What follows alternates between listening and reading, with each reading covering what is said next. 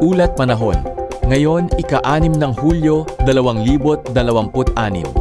Magandang araw. Narito ang latest weather update. Kalagayan ng panahon sa buong Pilipinas. Asahan ng maaliwalas hanggang maulap na kalangitan sa malaking bahagi ng bansa. Gayunpaman, posible pa rin ang mga pulu-pulong pag-ulan at pagkulog-pagkidlat, lalo na sa hapon at gabi, dulot ng localized thunderstorms. Mag-ingat dahil maaaring magdulot ito ng biglaang pagbaha at pagguho ng lupa sa mga apektadong lugar. Update sa Baguio.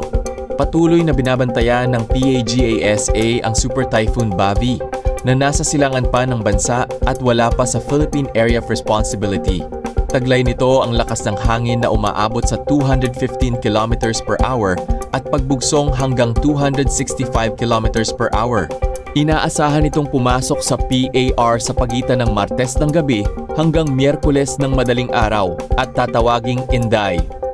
Sa kasalukuyan, maliit ang posibilidad na direktang maglandfall sa Pilipinas, ngunit maaari nitong palakasin ang habagat sa mga susunod na araw. Kalagayan ng karagatan. Sa karamihan ng baybayin ng bansa, bahagya hanggang katamtaman ang taas ng alon. Pinapayuhan pa rin ang maliliit na sasakyang pandagat na mag-ingat, lalo na kung may pagkulog at pagkidlat. Panghuling paalala, patuloy na magdala ng payong o kapote dahil posibleng magkaroon ng biglaang pag-ulan sa hapon at gabi. Ugaliing subaybayan ang mga susunod na abiso ng PAGASA, lalo na sa paglapit ng Super Typhoon Bavi. Paalala ng pag-asa, magdala ng payong o kapote kapag lalabas. Iwasang sumilong sa ilalim ng mga puno kapag kumukulog. Bantayan ng mga opisyal na weather bulletin, lalo na sa inaasahang pagpasok ng bagyong Inday sa PAR. Ang forecast track ay maaari pang magbago, kaya mahalagang manatiling updated. Habang papalapit ang Super Typhoon Bavi, unti-unti nitong hihilahin ang habagat. Simula Huwebes hanggang Biyernes, posibleng makaranas ng katamtaman hanggang malakas na pag-ulan ang mga kanlurang bahagi ng Luzon at Visayas.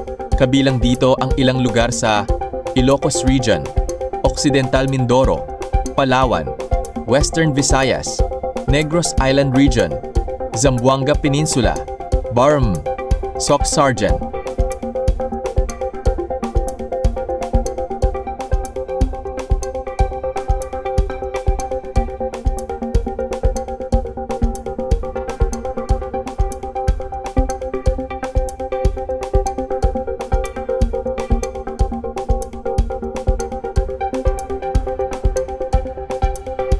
Para sa susunod pang weather updates, maaaring sumubaybay sa balita sa radyo at TV or bumisita sa website ng Pag-asa.